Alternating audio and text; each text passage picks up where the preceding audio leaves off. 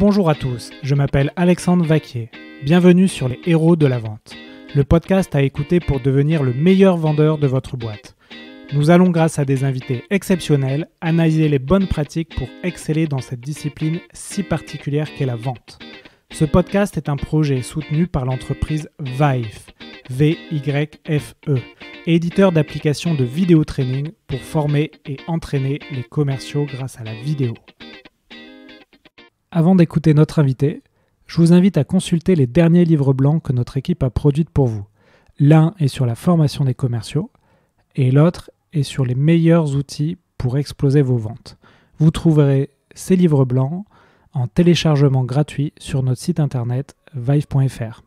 Bonne lecture et bonne écoute. Bonjour à tous pour un nouvel épisode des Héros de la Vente. Aujourd'hui, j'accueille un invité spécial, Jean de la Roche-Brochard de Kimaventure. Jean, bonjour. Salut. Jean, première question, est-ce que tu peux te présenter ? Donc je m'appelle Jean, je m'occupe d'une partie des investissements dans les startups de Xavier Niel, le fondateur de Free, et notamment grâce à Kimaventures, avec lequel on va passer à peu près 250 dossiers par semaine et on finance une centaine de dossiers par an. Et aujourd'hui, c'est un portefeuille de plus de 700 startups qu'on gère à 3 avec Alexis et Jeanne. D'accord, super. Alors les auditeurs vont peut-être se demander pourquoi je t'interviewe sur le thème de la vente. En fait, quand j'ai commencé le podcast, je me suis fait une liste de personnes que je voulais interviewer et tu étais en haut de ma liste tout simplement parce que moi j'ai beaucoup appris grâce aux vidéos de The Family où tu étais avant Kima, et tu as fait quelques vidéos sur le thème de la vente. Je me rappelle la prospection, les clés du vendeur, etc. D'ailleurs, je vous invite à les regarder. Et ça, c'est une question que je voulais te poser. Pourquoi c'est toi, chez The Family, qui a pris ce sujet à bras-le-corps et qui a fait ces vidéos ? Moi, j'ai rejoint The Family en septembre 2013 et avant The Family, j'étais leveur de fonds. Donc, mon métier, c'était d'accompagner des entrepreneurs qui cherchaient à lever de l'argent pour leur start-up dans leurs opérations et donc de préparer leur pitch deck, leur business plan, de les présenter à des investisseurs, etc. Et en fait, le métier de leveur de fonds, c'est un métier de vente avant tout. Et quand je suis arrivé chez The Family en 2013, s'il y a bien un constat qu'on fait dans l'écosystème entrepreneurial français depuis assez longtemps, c'est que les Français n'aiment pas vendre. Ils trouvent que c'est... il y a un côté de manière un peu péjoratif, un peu sale de vendre, tu vois, de forcer. C'est un peu comme si tu forçais la main à quelqu'un, alors qu'en réalité, la vente, c'est une des fonctions clés qui va faire qu'une boîte prospère à la fin. Prospère tout court, quoi. Arrive à rentrer des clients. À un moment donné, les gens, ils viennent pas à toi tout seul, il faut venir les chercher. Et donc, on devait absolument faire ce programme coup d'état vente. Et d'ailleurs, c'est assez marrant parce qu'à l'époque, quand on l'a lancé, on avait fait une version présentielle. Et la version présentielle n'avait pas très bien marché. Enfin, pas très bien marché. Moins bien que celle sur la levée de fonds et moins bien que le coup d'état entrepreneur général. Et en fait, ça démontrait bien...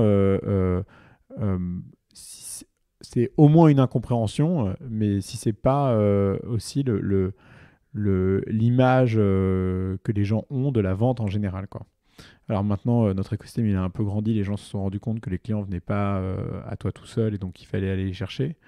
Mais donc il fallait quelqu'un s'y colle et moi j'avais fait de la vente pendant quelques temps en accompagnant ces entrepreneurs dans leurs opérations de levée de fonds, donc je m'y suis collé. Super, donc d'ailleurs le thème de l'épisode d'aujourd'hui c'est les entrepreneurs et la vente. J'avais rencontré un autre partenaire d'un fonds d'investissement, Jean-Marc Patouillot, qui me disait que l'une des qualités qu'il recherchait, c'était l'obsession de la vente. Toi, quand tu vois des entrepreneurs, c'est quelque chose que tu regardes rapidement.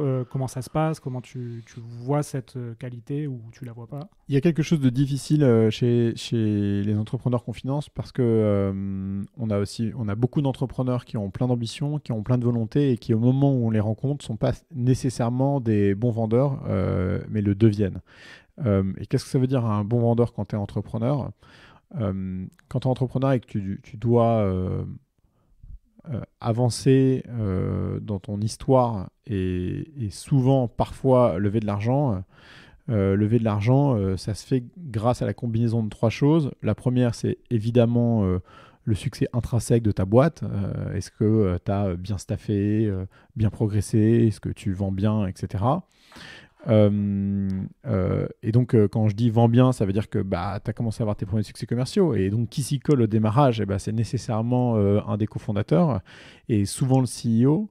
Et donc, ça, c'est un premier élément. Donc, la vente, elle est déjà dans la valeur intrinsèque de ta boîte. Il y a un deuxième enjeu qui est comment ta boîte se situe par rapport au marché en général. Donc, tu vois, est-ce que tu es sur un marché sur lequel il y a du monde? Est-ce que tu es en avance sur ton marché, en retard sur ton marché, pile au bon moment, etc. Et donc, par rapport à ça, c'est comment est-ce que toi, tu vas te positionner par rapport à ton marché. Et un bon vendeur, c'est quelqu'un qui a une capacité à se positionner dans son environnement de manière à ce qu'il soit remarqué. Donc, il faut arriver à se démarquer. Et ça, c'est une qualité de la vente. Et la troisième chose, et qu'on sous-estime et sur laquelle en France, malheureusement, on ne nous a pas encore appris ça à l'école, alors qu'aux États-Unis, ils sont assez bons là-dedans, c'est sa capacité à raconter l'histoire. Et sa capacité à raconter l'histoire, à emmener les gens, c'est aussi une qualité qu'ont les bons vendeurs. Et donc, la vente, elle est partout dans le pitch qui va permettre à l'entrepreneur de réussir. Alors évidemment, il y a plein d'entrepreneurs qui sont pas des bons vendeurs, et qui vont à un moment donné arriver à lever de l'argent. Mais la réalité, c'est que moi, je les vois, les entrepreneurs de notre portefeuille qui réussissent à lever de l'argent dans de très très bonnes conditions. Ils ont naturellement une faculté à emmener les gens. Et en fait, la qualité d'un bon vendeur quand tu es entrepreneur, en fait, c'est d'emmener les gens, quoi. Et regarde, je pense à deux profils en particulier qui m'ont sauté aux yeux et à qui je pensais hier, Jean-Charles Samuelian chez Alan et Antoine Martin chez Zenly. C'est deux entrepreneurs avec des styles de vente assez particuliers, assez singuliers et qui fonctionnent très très très bien. Jean-Charles a l'approbation de énormément de monde dans la communauté des investisseurs et c'est pas pour rien. Il est singulier dans son approche et il a une façon de raconter l'histoire qui donne énormément envie et qui en fait est aussi la suite logique ou plutôt naturelle de qui il est. C'est quelqu'un de très organisé, obsédé par l'excellence, très très très ambitieux, mais en même temps c'est pas quelqu'un de très extraverti, pas show-off, et donc il s'est pas dénaturé quand il a fait son exercice de vente en tant qu'entrepreneur. Il a plutôt extrapolé toutes ses forces et toutes ses qualités dans comment est-ce que ça pouvait se transformer dans un exercice de vente réussi. Et Antoine Martin, avec son obsession pour le produit, pour les datas et sa capacité à raconter quelque chose sur un produit qui est unique, que tu n'as jamais entendu mais qui te paraît évident, il est très fort là-dedans. Et en fait, nos entrepreneurs, dans leur... par rapport à qui ils sont, dans leur personnalité, on ne s'attend pas à ce qu'ils se dénaturent et qu'ils deviennent différents ou qu'ils essayent de devenir un vendeur lambda. On s'attend à ce qu'ils arrivent à extrapoler leur qualité dans un pitch et dans une histoire qui soit qui t'embarque, quoi. Et ça, c'est le plus difficile. Ouais, justement, le dernier épisode avant toi, c'était sur le storytelling dans la vente. Et l'invité m'expliquait que tu avais 7 catégories d'histoires que tu pouvais utiliser dans la vente. 7 catégories, ok. Voilà, donc il y a les histoires sur ton histoire à toi, l'histoire de tes collaborateurs, l'histoire du client, l'histoire des clients qui travaillent avec toi. Et du coup, j'invite justement les entrepreneurs à écouter cet épisode-là qui va assez loin dans la formation au storytelling. Sur la formation, justement, est-ce que toi, des fois, tu as des bons entrepreneurs, mais qui ne sont pas très bons, justement, sur ce domaine-là, et tu les aides là-dessus ou tu les invites à se coacher via des gens que tu connais? Comment ça se passe dans les coulisses? C'est difficile parce qu'en fait, pour nous, nos entrepreneurs, de toute manière, pour qu'ils réussissent, il faut qu'ils aillent chercher des clients. L'entrepreneur qui n'a pas envie de se faire mal pour devenir exceptionnel à cette fonction-là, il est de toute manière mal parti. Et malheureusement, on arrive à juger de ça qu'a posteriori, hein, après avoir fait le deal. Au démarrage, on a des débuts on est au balbutiement, ils ont signé leur premier contrat, etc. Là, on voit leur capacité à aller chercher le client et tout. Et après, on cherche à regarder leur capacité à structurer leur équipe de vente. Tu prends par exemple un entrepreneur comme Firmin Zocchetto. c'est un entrepreneur qui n'a jamais fait de vente avant de monter sa boîte. Hein. Et pourtant, il est brillant à cet exercice et il le fait extrêmement bien. Et ça, c'est notamment lié à sa nature très data-driven, processée et obsédé par sa learning curve, par sa capacité à progresser. Il est très jeune, finalement. Je ne sais pas quel âge il a peut-être 27 ans. Sa boîte, c'est quoi? Payfit. Ah oui, ok. Je connais la boîte. Tu vas prendre un entrepreneur comme Nicolas Bustamante chez Doctrine. Pareil, un entrepreneur très data-driven, très processé, très ambitieux. Et donc tu vois par extension comment est-ce que l'impact que ça a sur le process de vente chez eux, qui est très processé, très carré, très ambitieux, etc. Donc nos entrepreneurs, soit leurs qualités naturelles font que face à l'exercice de vente, ils vont savoir s'entourer, savoir se processer, savoir créer une machine commerciale exceptionnelle, ou alors c'est pas le cas, et donc dans ce cas-là, notre job, c'est pas de leur dire va te former, c'est-à-dire trouve la personne forte à tes côtés qui, elle, va faire le job de vente. Parce que quelqu'un qui est pas bon à la vente et dont les qualités naturelles lui permettent pas de mettre en place cette machine, le temps qu'il va prendre à apprendre est beaucoup trop important et malheureusement, il n'a pas ce luxe-là. Donc, il faut qu'il s'entoure très vite. Donc, nous, les entrepreneurs qui sont bons à la vente, on le sait. Dans ce cas-là, on va les présenter à des coachs qui vont les aider soit à mettre en place leur process de vente, soit à scaler leur organisation au sens large du terme. Soit on se rend compte que ce n'est pas leur forté, ce n'est pas là où ils sont bons. Et dans ce cas-là, on va les inviter rapidement à s'entourer de quelqu'un qui va être capable de faire ça chez eux, mais il faut que ce soit quelqu'un qui soit vraiment très bon dans ces cas-là. Très bien. Il y a une question qui revient souvent sur la vente, et notamment chez les entrepreneurs aussi, que je côtoie dans les incubateurs, les accélérateurs, c'est la question du cycle de vente. Donc là aussi, j'ai fait un épisode sur les étapes du cycle de vente. Est-ce que toi, tu vois des patterns sur des entrepreneurs qui arrivent à réduire le cycle de vente quand le cycle de vente est trop long? Est-ce que tu vois des bonnes pratiques là-dessus, sur cette question-là? Alors, d'abord, je ne connais pas de bonnes boîtes dont les cycles de vente sont longs, sont vraiment longs. Ça n'existe pas. Souvent, les entrepreneurs qui vont me dire « Ah, mais moi, tu sais, dans mon secteur, mon cycle de vente, il est long. » Bah ouais, mais en fait, la question, c'est pas est-ce qu'il est long, c'est est-ce qu'il est rentable. On s'en fout qu'il soit long. Si tu mets 6, 9, 12 mois à closer un deal en centaines de milliers ou en millions, fair enough, c'est le job. Mais en attendant, ça ne t'empêche pas de voir pendant ces 3, 6, 9 mois si tu progresses dans ton cycle de vente. Et donc les gens ont toujours l'impression qu'un cycle de vente, c'est un début et une fin, alors qu'un cycle de vente, c'est exactement tel que c'est défini par son nom. C'est un cycle. Et donc un cycle, il se définit par étapes. Et donc non, ce qu'on attend des entrepreneurs, quand ils se rendent compte que leur cycle de vente a l'air d'être long, c'est est-ce que vous avez fait un reality check sur le fait que vous êtes en train de progresser ou pas?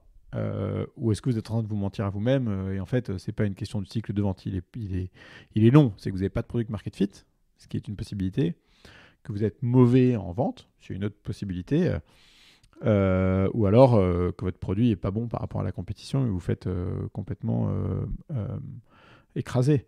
Après, je te donne un exemple. On a une boîte dans notre portefeuille dont je ne donnerai pas le nom, mais qui a commencé à discuter avec beaucoup de CTO dans des grosses boîtes pour vendre des contrats de 500 000, 1 million, 1,5 million d'euros, avec des discussions très avancées et qui se passent très bien. Et de l'autre côté, on a une autre boîte qui vend un logiciel de sécurité et qui, elle, au lieu de parler au CTO sur les contrats de 500 000, dit « mais moi, jamais je vais parler au CTO parce que en fait, le temps d'aligner tout le monde, tous les stakeholders dans la boîte, ça va me mettre des plombes et ce temps-là, je ne l'ai pas dans mon cycle d'entrepreneur. Il faut que j'arrive à démontrer mon product market fit et la volonté de ses clients à acheter mon produit beaucoup plus vite. Donc, ce que je fais, c'est que je rentre dans des sous-parties de l'organisation sur lesquelles je sais quel est le seuil du budget en dessous duquel ça ne passe pas au service des achats et c'est là que je me concentre. Et donc, pendant que j'ai un entrepreneur qui va mettre des mois et des mois et des mois à essayer de convaincre, c'est même pas sûr qu'il y arrive, le CTO d'un grand groupe pour potentiellement un gros contrat, et bien à côté de ça, j'ai une boîte qui, elle, a signé 10 proof of concept à 20 000 balles dans 10 boîtes et après c'est du land and expand. Et donc il y a dans la vente parfois des aberrations évidentes que les entrepreneurs ont du mal à pointer. Et donc, au lieu de se dire, attends, qu'est-ce que je fais mal ? Ils se disent, qu'est-ce qui ne va pas dans mon marché, où est l'erreur ? Mais en fait, à un moment donné, il faut pas se leurrer. La responsabilité finale, elle incombe toujours à l'entrepreneur. Donc, il faut que l'entrepreneur se pose des bonnes questions pour savoir si il va dans le bon sens ou pas.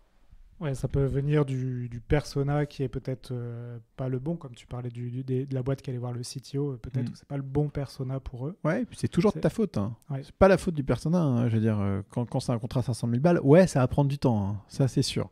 Et si en plus c'est un nouveau produit et donc c'est pas un remplacement d'un autre, donc ça veut dire qu'il n'y a pas d'appel d'offres, donc ça veut dire qu'à un moment donné, tu n'as pas de timing sur le truc. Ça veut dire que tu déboucles un nouveau budget. Déboucler un nouveau budget, c'est l'enfer.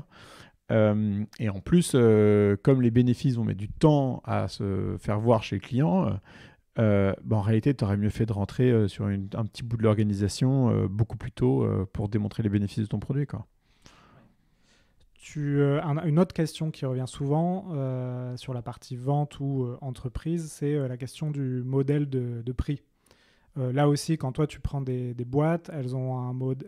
Est-ce que les entrepreneurs, comment les entrepreneurs s'améliorent sur cette question du pricing ? Est-ce que tu as là aussi tu as des exemples d'entrepreneurs qui, en changeant leur prix, amélioré leur vente ou des choses comme ça ? Le pricing est toujours un sujet hyper complexe dans la vente, notamment dans l'enterprise software. Dans le SaaS, un peu moins, parce que dans le SaaS, en fait, souvent c'est par employé ou par site. Et donc, quand c'est par site, c'est facile. Tu sais quels sont à peu près les budgets des autres outils qu'utilise la boîte. Et donc, ton enjeu, toi, en tant qu'entrepreneur par rapport à ton produit, c'est de te positionner par rapport aux autres produits du marché et donc avoir un prix qui est cohérent avec tes features par rapport aux autres features des autres boîtes que les entreprises utilisent à un certain prix. Donc ça, c'est assez facile. Après, dans Price Software, c'est compliqué parce que est-ce que tu vas le faire au nom de queries, par exemple, quand tu t'appelles Algolia? Est-ce que tu vas le faire à l'impact stratégique que ça va avoir pour la boîte sur ses ventes? Est-ce que tu vas le faire aux économies qu'elle va faire en nombre de people, de ce qu'elle ne va pas avoir besoin de faire en interne, parce que c'est grâce à ta solution qu'elle va le faire? Encore une fois, c'est un truc de dingue, mais en vente, la capacité, enfin pas la capacité justement, l'incapacité alors pas des entrepreneurs, mais des gens à manquer de bon sens quand il s'agit de réfléchir à des sujets de cet ordre est incroyable. À un moment donné, la vente, c'est comme un bon pitch, quoi. Hein. Un bon pitch, c'est tu prends un sujet complexe et c'est ta capacité à le simplifier sans le dénaturer et sans le rendre de mauvaise qualité qui fait ton succès. Je ne sais plus qui disait le génie, c'est quand tu es capable d'expliquer quelque chose en 1 minute à quelqu'un qui va lui paraître évident alors qu'il t'a fallu 10 ans à le démontrer. Et ben, l'exercice de vente, c'est exactement celui-là. Les gens, d'un point de vue cognitif, ils fonctionnent de manière très simple. On est des bêtes assez triviales quand même, hein, les humains. Donc, là aussi tu as un épisode sur les neurosciences et la vente que j'ai fait, et il y a des biais cognitifs en fait dans la vente, et notamment un biais assez important, c'est l'aversion à la perte. Quand tu dis à ton client, si vous ne prenez pas ma solution, vous allez perdre telle chose. Et la solution de ne rien faire est encore plus coûteuse. Enfin, voilà. Et donc, ton job en tant qu'entrepreneur, et notamment quand tu réfléchis à ton pricing, c'est de faire preuve de bon sens. Donc, toi, tu as une solution, tu sais qu'elle répond à un besoin identifié. Et là encore, on en revient toujours au débat de... Il y a une différence entre ce que les gens veulent et ce dont les gens ont besoin. Et donc, ton enjeu, c'est de faire converger les deux. Hein. Tu vas chez le client et tu te dis « Ah, moi, je veux ça, j'ai besoin de ça. » Non, en fait, toi, tu veux ça. Mais ce dont tu as besoin n'est pas ça. Et donc, ton job, c'est de faire converger ça. Et à un moment donné, tu as toutes les cartes en main, normalement. Et si tu ne les as pas, il faut que tu ailles les chercher pour savoir combien de personnes ça aurait été s'ils n'avaient pas utilisé ta solution pour le faire en interne, quel est le coût de la concurrence, quels sont les benchmarks produits similaires au tien et combien ils se vendent et comment ils se vendent. Et en tout cas, un truc qui est essentiel, c'est si tu brades ton prix trop tôt, trop vite, en fait, tu dénatures sa valeur avant même qu'elle ait été utilisée, quoi. Il faut faire très attention à ça aussi. C'est-à-dire qu'il y a des produits de très bonne qualité, ils ne sont pas assez chers, ils sont mal perçus. Ouais, c'est souvent, notamment pour les premiers, les entrepreneurs qui font leur première entreprise, c'est souvent un défaut qui revient, c'est de ne pas avoir mis un pricing assez haut. Oui, et alors ils vont avoir une tendance à te dire je préfère rentrer dans une organisation de 1000 personnes avec un contrat à 20 000 plutôt que dans une organisation de 50 avec un projet à 10 000. En fait, pas du tout. Il vaut mieux vendre cher à peu de monde plutôt que pas cher à plein de monde. Et il faut faire attention à ça. Ça, c'est un autre défaut, effectivement. Quand tu lances une boîte, tu veux toucher tout le monde et tu focalises pas assez soit sur ta cible ou soit sur le montant que tu vas vendre. Ça, c'est un conseil qu'on peut donner, c'est de toujours garder un focus très précis sur les gens à qui on vend. Complètement. Et d'ailleurs, j'ai oublié ce que je voulais dire. Je pensais à un truc et puis je l'ai oublié. Tu veux que je te pose une autre question? Ça te laissera le temps d'y repenser. Ouais, mais c'était lié au...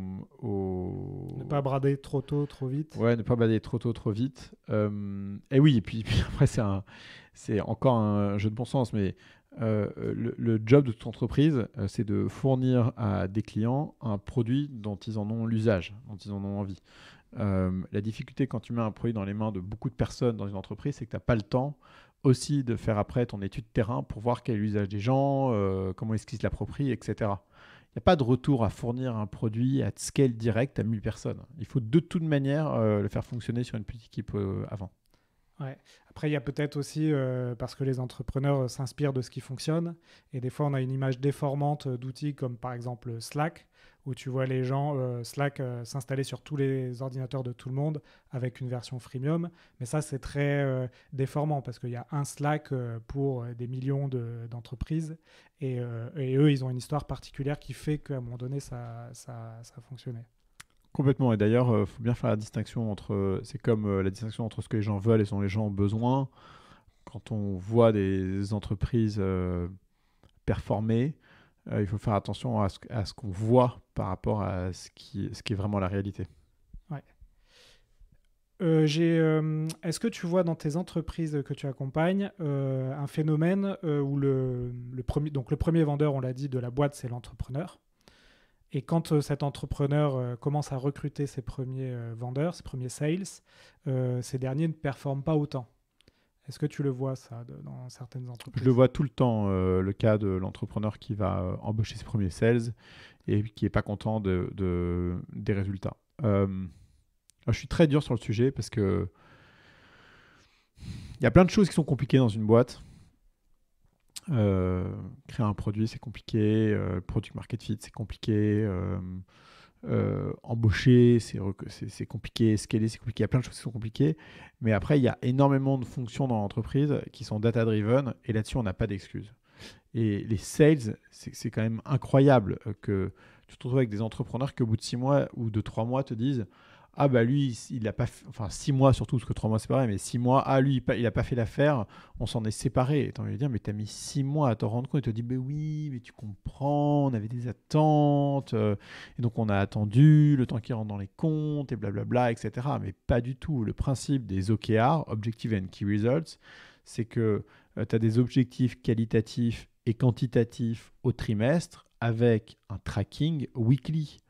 La vente, c'est la difficulté de la vente, c'est que c'est un marathon qui se court en sprint. Et donc, le principe du marathon qui se court en sprint, c'est que très régulièrement, il faut faire des checkpoints, quoi. Et il faut vérifier ce qui se passe. Et c'est ce qu'on disait avec le cycle de vente. Le cycle de vente, c'est quels sont les éléments factuels qui démontrent que tu progresses dans ta vente. Dans le bouquin d'Andreessen Horowitz, de Ben Horowitz, qui s'appelle Hard Things. Ouais, Hard Things About Hard Things. Et à un moment donné, ils sont dans un call où ils font la revue du pipe commercial. Et un mec qui dit ouais, alors ce compte-là, c'est bon, on va aller au bout, on y est presque. Et donc, le head of sales, il dit attends. Donc, dans ce que tu m'as dit, il n'y a il n'y a rien de tangible, il n'y a rien de factuel. Est-ce que tu as parlé au VP, je sais pas quoi? Et le sales lui dit non, je ne vais pas parler, mais mon champion m'a dit que. Et le mec lui dit attends, alors là, t'arrêtes tout de suite, t'enlèves tes lunettes roses, tu sors de ton délire. Le VP, c'est pas ton champion qui doit lui parler et ensuite tu récupères ce que ton champion t'a dit dans la boîte. Il faut que ce soit toi qui parles au VP. Donc tu te démerdes, tu l'appelles, tu fixes un rendez-vous, tu y vas. Et ils se rendent compte en finale que s'il n'avait pas fait ça, ils n'auraient pas eu la vente. Et bah, dans les sales, c'est exactement ça. Les supputations et les hypothèses que font parfois les jeunes recrues, les vendeurs dans les boîtes sont extraordinaires. La vente, c'est un métier factuel. L'exercice de vente sur le terrain, il y a beaucoup de psychologie, de ce que j'aime appeler manipulation pour honnêtes gens, etc. Mais en réalité, les learnings de tout ça, et quand tu fais un report sur où t'en es de tes ventes, c'est factuel, c'est tangible, c'est qualitatif certes, mais c'est quantitatif aussi et surtout, quoi. Et donc, je ne supporte pas, moi, quand je vois des entrepreneurs qui, à un moment donné, mettent un temps infini à se séparer de quelqu'un qui, de toute évidence, ne performait pas depuis le début, mais notamment parce que l'entrepreneur n'avait pas mis en place le système de reporting adéquat. Ouais, moi, je l'ai vécu, ça, hein, d'être commercial dans une boîte où tu avais très peu de suivi. Bon, tu avais des suivis mensuels et par trimestre, mais j'avais pas de points sur la semaine ou même points journaliers sur qu'est-ce que tu as fait la semaine dernière, qu'est-ce que tu vas faire cette semaine. Et sur tes 2-3 premières recrues, c'est essentiel. Ouais, et en fait, c'est très démotivant. Et alors que quand tu as des jeunes commerciaux et tu leur donnes un cadre, donc une stratégie, mais surtout, comme tu as dit, des OKR, en fait, c'est assez motivant pour eux.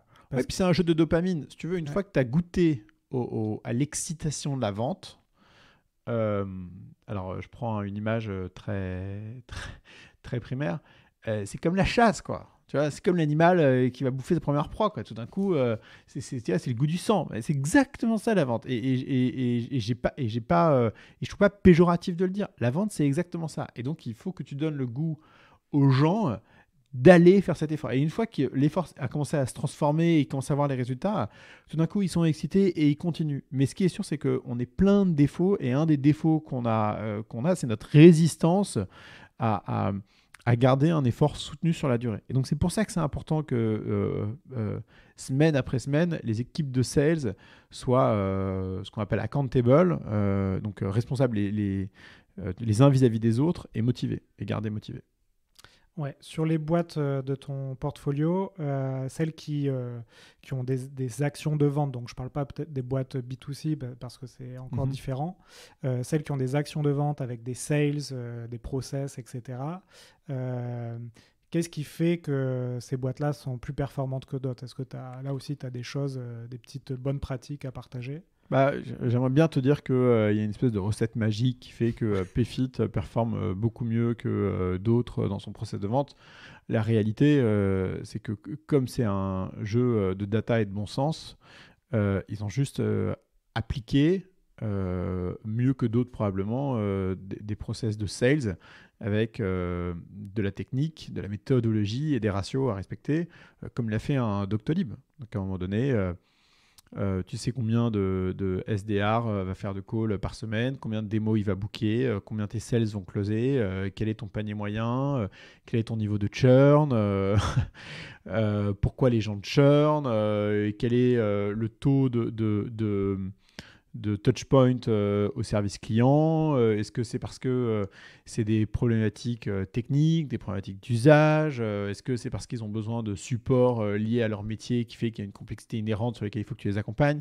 À la fin de la journée, ils ont processé tel que les meilleurs bouquins te dispensent la connaissance.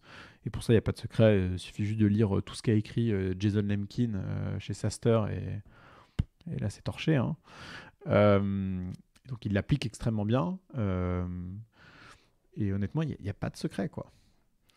Ouais, tu m'as devancé sur une des questions que je voulais te poser là sur les bouquins que tu conseilles, donc Jason Lemkin.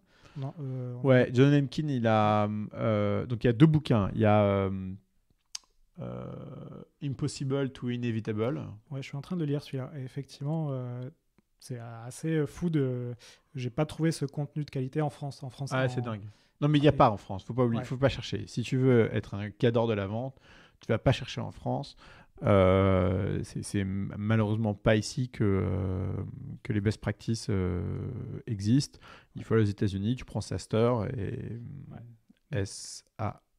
SAASTR.com et tu prends tout le contenu qui est là. Ouais, et From Impossible to Inevitable, pardon, c'est Aaron Ross. Ouais.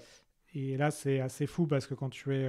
enfin, en tout cas, moi, pour ma part, j'ai une entreprise de SaaS aussi. Mm-hmm. C'est très spécialisé SaaS B2B. Chaque chapitre, en fait, ça te donne des réponses.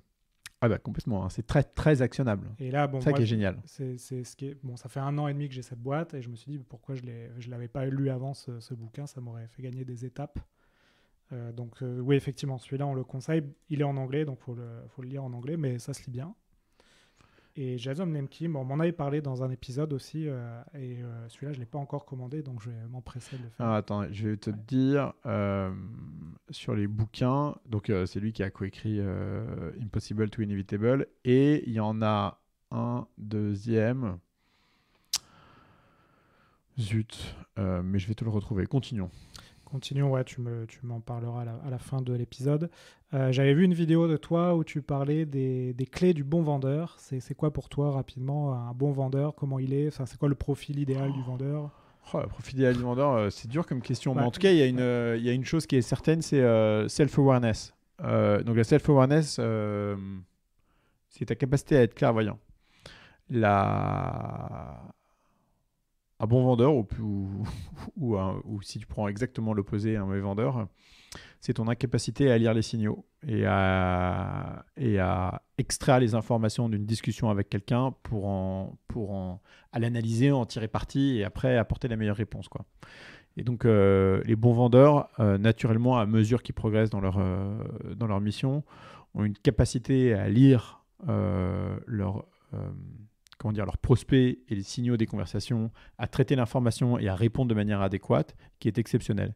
Et ça réduit justement le cycle de vente, les interactions, les complexités de la vente drastiquement. Et ensuite,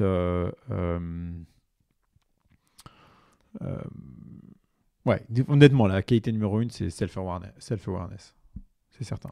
Et après, la qualité numéro 2, mais en fait, qui est inhérente à tout vendeur et à tout individu dans son environnement professionnel, c'est qu'on est résistant à l'effort et que quand tu fais de la vente, tu te prends 9 bâches sur 10. Et je ne te dis pas qu'il faut aimer ça, mais il faut apprendre à accepter le refus et à le gérer. Ouais, il faut embrasser le refus. Ouais. Sur la clairvoyance, moi, je vois quelque chose sur les jeunes commerciaux et du coup, je les conseille là-dessus, c'est... de savoir choisir ses cibles. Et en fait, quand tu as un client qui commence à être compliqué parce qu'il n'y a pas telle fonctionnalité, etc., il veut... D'abord, est-ce qu'il n'y a pas telle fonctionnalité ou est-ce qu'il n'a pas envie de ton produit? Et de temps en temps, le vendeur, il a une mauvaise lecture de ça. Et au lieu de dire, attends, qu'est-ce qui te manque? Dis-moi, est-ce que c'est le produit qui ne va pas? Est-ce que c'est vraiment cette feature? Est-ce que c'est un sujet dynamique interne? Il faut aller extraire. Le principe du vendeur, c'est qu'il doit traiter son prospect exactement comme un psychologue traite son patient. Ton job, c'est de poser des questions. C'est pas de lui raconter la vie. Et plus il pose des questions, et plus lui-même va arriver à se faire sa propre vente. Un bon vendeur, c'est quand à la fin de la journée, tu n'as pas besoin de vendre ton produit au mec, c'est qu'il a envie de te l'acheter, hein. Donc ton job, c'est de poser suffisamment de questions et de manière suffisamment bien orientée pour l'emmener vers la vente. Et moi, je me rends compte dans les pitchs que j'ai des entrepreneurs ou les gens qui essaient de vendre quelque chose et dans les emails que je reçois, ceux qui ont un profil à l'attaque, plutôt agressif, et ceux qui ont un profil beaucoup plus fin dans leur approche, quoi. Et la deuxième approche fonctionne nécessairement mieux, même s'il ne faut pas se tromper. Pour déclencher le meeting, pour déclencher les premières interactions, oui, il faut forcer un peu. Je veux dire, il n'y a pas de rendez-vous qui se fait sans effort. Mais c'est à ça que servent TSDR dans un process de vente. C'est à te booker les démos, quoi. C'est à te faire cet effort de vente un peu dans le dur. Là où tes vendeurs vont, eux, après, t'enrober le paquet pour que tu partes ravi. Ouais. Et faire attention de ne pas perdre de temps sur des prospects que de toute façon, ça va être compliqué de convertir. Et donc, des clients, il y en a beaucoup. Et on ne va pas vendre à tout le monde. Il ne faut pas hésiter à passer au client suivant si à un moment donné, tu perds trop de temps avec des clients. Ça m'est déjà arrivé, moi, par le passé, dans mon métier de commercial, d'avoir des gens, je les voyais tous les ans. Et au bout de 4-5 ans, j'avais toujours pas fait de vente et je les relançais, je lâchais pas l'affaire. Mais au bout d'un moment, tu perds du temps quoi, avec ce type de client qui, de toute façon, ne t'achètera pas ta solution. Ouais. Ce qui est important, c'est pourquoi il ne te l'achètera pas, quoi. Et moi, je suis toujours obsédé par cette question, le pourquoi. En fait, comme on a posé cette question énormément quand on était petit, pourquoi, et que ça a fini par saouler nos parents, qui nous ont dit arrête de poser la question pourquoi, on a arrêté de poser cette question-là. Mais en réalité, c'est qu'il y a tellement de choses à extraire des réponses issues de cette question qu'il faut toujours aller essayer d'extraire la vérité chez le prospect ou chez le client. Ouais, ça c'est l'épisode que je vous conseille aussi sur l'entretien de découverte, sur la découverte du besoin. Et effectivement, la question pourquoi, même s'il ne faut pas être bourrin, il faut être assez subtil, tu peux la poser différemment. C'est ça qui va te permettre de capter le maximum d'infos de tes prospects. Et après, ton client, ton prospect, il est humain, il a une vie de famille, ses bonheurs, ses problèmes, ses états d'âme, ses complexes, ses histoires de vie qui font qu'il est comme ci ou comme ça. Il faut très très très très vite arriver à créer un lien, un minima émotionnel avec le prospect pour pouvoir créer de la liaison, quoi. Et ça, on le sous-estime beaucoup. Par exemple, tu vas voir quelqu'un, tu sais qu'il a la quarantaine. La dernière fois que tu as été dans son bureau, que tu l'avais vu, il y avait des enfants, ou tu vois, quand tu as fait ton bon job de stalking sur Google, tu as vu qu'il en avait. T'as pas besoin d'arriver en retard en rendez-vous. Tu peux dire j'ai failli arriver en retard. Aujourd'hui, c'était un peu compliqué avec les enfants. Et boum, tu passes 2 minutes sur les enfants. Et c'est très bien. Et tu as passé 2 minutes sur les enfants. Et après, tu peux engager dans la vente. Et même si tu as l'impression que ça n'a rien à voir avec la vente, en réalité, ça crée un lien émotionnel avec la personne. Et que ça a de l'importance. Et donc, il faut jamais oublier ça. Il y a une histoire, c'est une histoire. C'est plutôt pour démontrer l'importance de la confiance en soi dans l'exercice de vente. Un mec cherche un job et donc passe beaucoup d'entretiens, et puis à un moment donné il arrive dans une boîte et le VP Sales lui dit écoute, pas de problème, je vais t'embaucher, mais avant tu vas venir avec moi. Et il l'emmène chez un concessionnaire auto. Il lui dit tu vas t'acheter cette belle berline là, en leasing. Et le candidat lui dit mais attends, je vais pas m'acheter cette bagnole, tu viens tout juste de m'offrir le job, etc. Et le mec dit non, mais si tu veux le job, il faut que tu achètes la voiture en fait. Donc un peu dubitatif, le mec achète la bagnole. Et puis il rentre chez lui, puis sa femme lui dit mais qu'est-ce que c'est que ce bordel, pourquoi t'as acheté une bagnole? Et il lui a dit mais c'était la condition pour avoir le job. Et en réalité ce job ça faisait longtemps qu'il le cherchait. Mais le lendemain matin quand il se lève et qu'il sort de chez lui habillé en costard, cravate pour aller au boulot, il sort dans son jardin, il va choper sa bagnole. Et tu sais, aux États-Unis c'est plein de maisons, c'est des lotissements, et son voisin sort de chez lui et dit waouh voisin, mais elle déchire ta bagnole. Et donc, tout d'un coup, il a un boost de confiance en lui. Et ce boost de confiance en lui, c'est le boost qui va lui permettre d'aller de rendez-vous en rendez-vous, alors même qu'il était à la recherche d'un travail et qu'avant ça, sa confiance, elle était un peu rabaissée. Ces éléments psychologiques dans la vente, ils sont essentiels. Et les gens qui, à mon avis, ont cette capacité de lecture et de trouver l'interaction qui va bien pour pouvoir toucher les gens émotionnellement, ont une capacité à closer bien plus forte que les autres. Ouais. Je crois que je l'avais déjà entendu cette histoire sans doute de toi sur une des vidéos là sur YouTube. Ouais. Moi, ce qui est rigolo, c'est quand j'étais embauché dans mon premier job comme commercial, c'est pareil, j'avais pas de voiture, il fallait que j'achète une voiture. Donc, on m'a dit achète une voiture et on t'embauche. Par contre, j'ai acheté une Dacia Sandero. Ah merde. Ça avait pas le même effet psychologique. Ouais. Mais bon, 10 ans après, elle marche toujours, donc c'était un bon investissement. Ouais. Très bien. Alors, le lien émotionnel dans la vente, là aussi, l'épisode sur le storytelling en parle beaucoup. Créer l'émotion en racontant des histoires à vos prospects, sur votre prospect, sur votre entreprise, c'est primordial. Il y a un paramètre de finesse là-dedans. Il faut que ça arrive naturellement. C'est hyper important. Il faut faire attention à ce qu'il n'y ait pas un caractère forcé, quoi. Ouais. Ouais, ça, il faut être quand même subtil dans ces relations avec son client.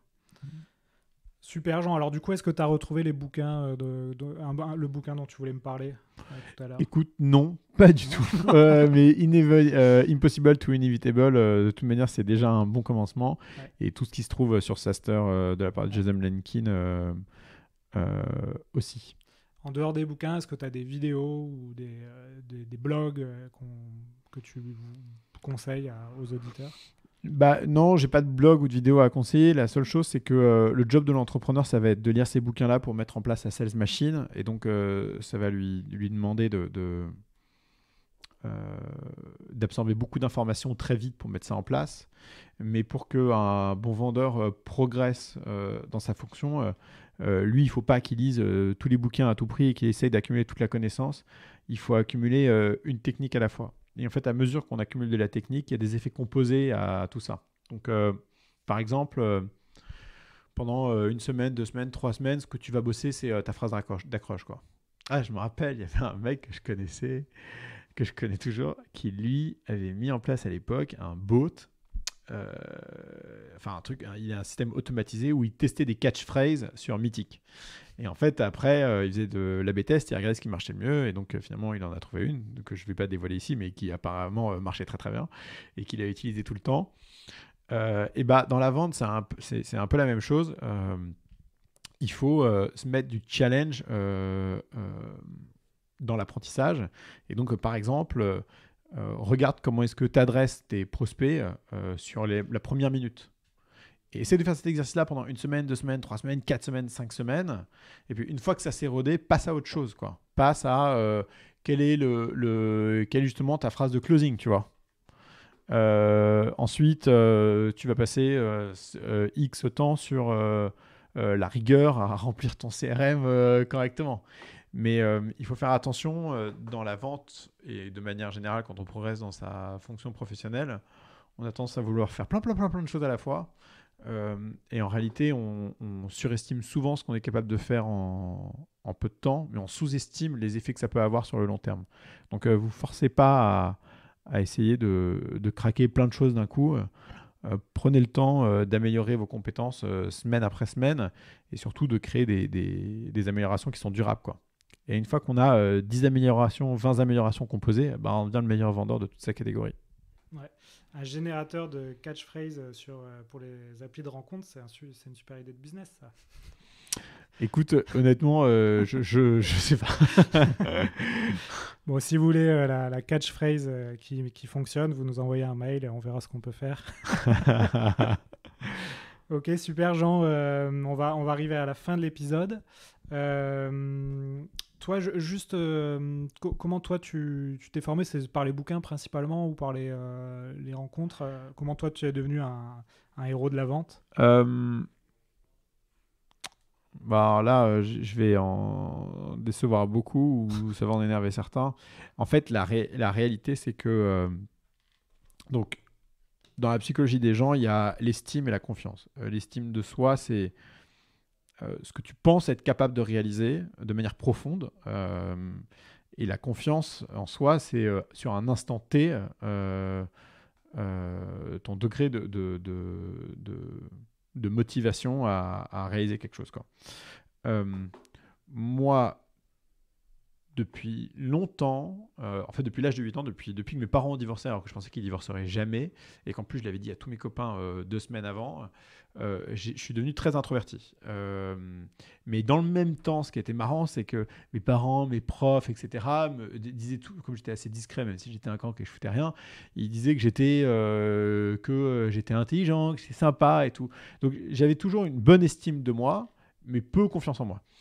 L'avantage du manque de confiance en soi, même si c'est toujours un défaut et que c'est quelque chose qu'il faut combattre au quotidien, c'est que ça veut dire qu'on se remet en question en permanence. Donc on est toujours à la recherche du progrès, parfois avec peut-être un peu trop de culpabilité, mais quand même.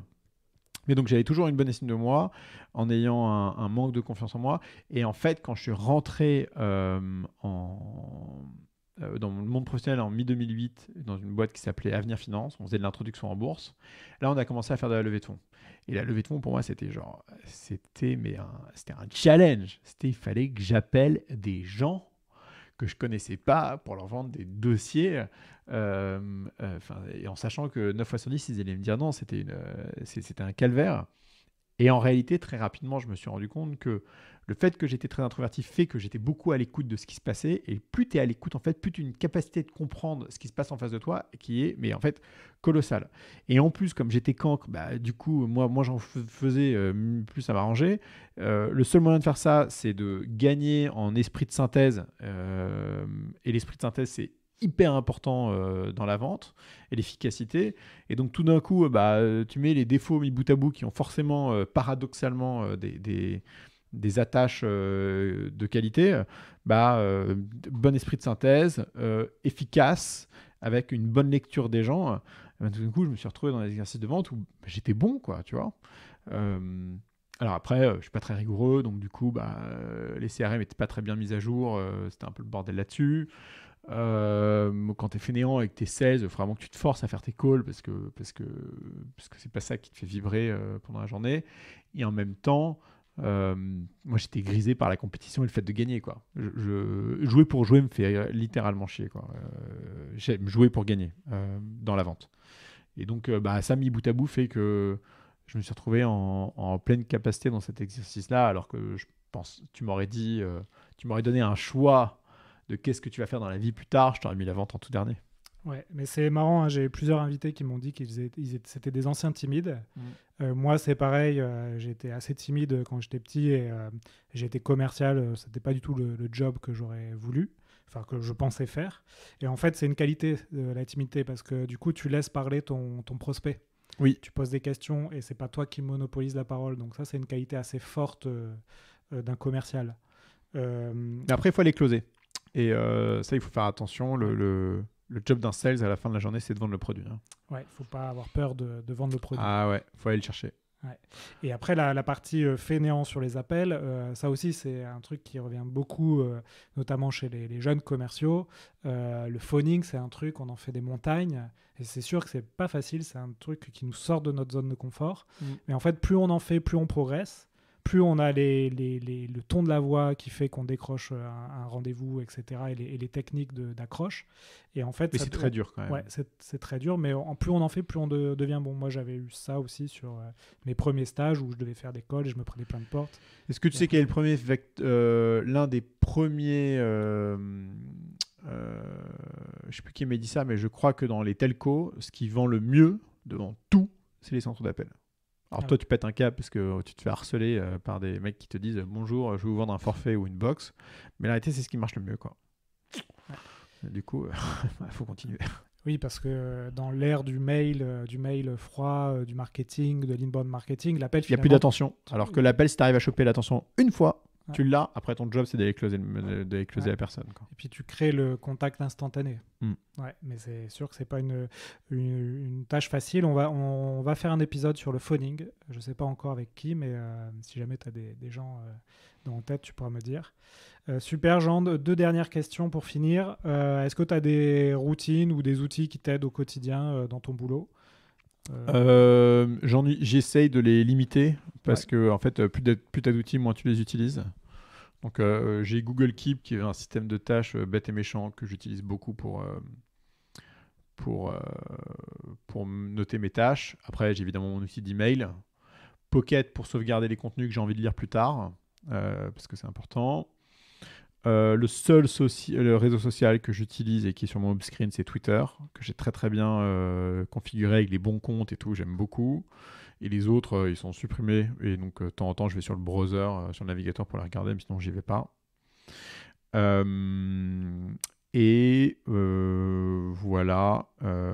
c'est à peu près tout. Et ensuite, moi, ce que j'aime pour me fixer des routines, donc c'est assez difficile parce que donc il y a 2 choses, il y a les routines et les habitudes. Les habitudes, c'est ce que tu fais naturellement avec ce qu'on appelle avec ton système 1, sans te forcer. Donc c'est par exemple, tu sors d'une pièce, tu fermes la lumière, ça c'est une habitude, quoi. C'est avant de tu vois, après te laver les dents, tu vas boire 50 centilitres d'eau, et ça a toujours été comme ça, et parce que depuis tout petit, tes parents te filaient un verre d'eau avant d'aller te coucher, bon bah c'est devenu une habitude. Donc il y a des habitudes comme ça, c'est cool. Et puis il y a des mauvaises habitudes. Donc la question c'est, moi j'aime bien réfléchir à la manière de piéger mes mauvaises habitudes. De manière mécanique, parce qu'il n'y a que ça, hein. Tu vas pas dire à quelqu'un change tes mauvaises habitudes pour qu'il les change, hein. Et ensuite il y a le principe de routine, et les routines c'est dans quel environnement tu es, avec qui, pour faire quoi, pourquoi et comment, quoi. Et en fait, j'aime bien définir des zones. Donc, par exemple, je voulais faire du sport. Il fallait que je commence quelque part. Ce que j'ai fait, c'est que j'ai quitté mon scooter et j'ai acheté un vélo. Bon, tout d'un coup, le vélo, ça me met dans une zone où je sais qu'à chaque fois que j'ai un point A, un point B, ça me crée une routine automatique, tu vois. Et j'ai pas le choix, j'utilise mon vélo tout le temps. Ça, c'est bon pour la cardio. Tu fais tes 10, 12, 20 km par jour, tant mieux. Et puis après, tu vas aller un peu plus loin, tu vas faire un peu de, de muscu, et tu te dis, OK, il faudrait que je fasse quelque chose. Est-ce que tu es plutôt allé chez toi, dans une salle, avec un coach? Et donc, je pense que c'est important qu'il n'y a pas de règle universelle, mais c'est important que les gens, sur chaque chose qu'ils doivent réaliser, prennent ces paramètres de avec qui, quand, où, pourquoi, comment et de quoi on parle, et qu'ils arrivent à déterminer ce à quoi eux sont répondants. Donc par exemple, tu vois, sur le sport, maintenant, ce qu'on fait et ce que j'ai trouvé qui marchait, c'était de le faire systématiquement avec ma femme le soir. Le soir, pourquoi? Parce que c'est le seul moment où je sais que les enfants sont couchés, et le matin, on n'y arrive pas. Et le reste de la journée, je ne sais pas comment faire, tu vois. Donc du coup, c'est forcément le soir, c'est le moment où ils sont couchés. Et donc ça crée une routine. Et cette routine, elle n'a marché que parce que c'était le soir. On a systématiquement une espèce de coach à l'écran. Et donc ça, c'est bien parce que ça met du rythme. Et donc en fait, tous les paramètres mis ensemble, bim, la routine, elle est composée, quoi. Donc moi, je conseille aux gens de composer leur routine comme une recette de cuisine. Et une fois que tu as tes recettes, tu as tes 3, 4, 5, 6 recettes et qui marchent bien. Et les effets composés de ces recettes sont incroyables. Ouais, il y a un bouquin, je n'ai plus le titre exact, mais je crois que c'est La force des habitudes. Ouais. Et ça parle un peu de ça, comment tu peux devenir, avoir des bonnes habitudes et que après ça devient des automatismes. Super, et puis tu as peut-être un projet de bouquin aussi qui parle un peu de ça. Ouais, alors qui parle un peu de ça, oui, c'est vrai, qui s'appelle Human Machine, que j'ai commencé. En fait, j'ai écrit en anglais l'année dernière, il y a plus d'1 an. Ouais. Le problème, c'est que quand je l'ai fait adapter en français, l'adaptation française qui n'est pas exactement clean, il faut qu'on travaille dessus. J'espère qu'on va le sortir en octobre, novembre. Je t'avoue que c'est un peu effrayant. Écrire un bouquin, c'est facile, mais c'est vachement effrayant de se dire que tu vas le sortir. Et voilà. En tout cas, ce serait un de tes premiers lecteurs. Cool. Puisque, effectivement, c'est assez intéressant tes idées là-dessus sur l'organisation, les habitudes, les routines. Je trouve ça top. Moi aussi, je suis quelqu'un de pas très rigoureux, donc j'ai besoin de discipline sur certains aspects. Il faut trouver les parades. C'est ça. Pour soi-même. C'est ça. Et dernière question, Jean, si on veut te joindre ou te proposer un dossier pour Kima, comment on fait? Par email, jean@kimaventures.com, et sinon j'ai mon email perso aussi qui est en clair sur LinkedIn. Okay. Je réponds pas à LinkedIn, jamais. Donc que les emails. D'accord. Et pourquoi tu réponds pas sur LinkedIn? Parce que le service de messaging de LinkedIn, c'est de la merde. C'est vrai que c'est... Et donc, comme c'est assez inefficace, c'est que je déteste l'inefficacité, ça me rend chèvre. Ouais. Moi, LinkedIn, si tu veux me faire booster mon stress x2, tu me mets sur LinkedIn, au bout d'une demi-heure, je bouillonne. Hein. Ouais, c'est vrai que j'avais un rendez-vous qui aurait pu se faire cet après-midi et j'ai pas vu les 3 messages du contact, j'ai pas eu de notification. Faut que tu mettes tes notifs email sur les messages LinkedIn. C'est vrai que je l'ai fait. Avant, j'ai arrêté parce que ça me faisait trop de mails. Ouais. Et c'est vrai qu'en plus, avec nous, on utilise beaucoup LinkedIn pour la prospection.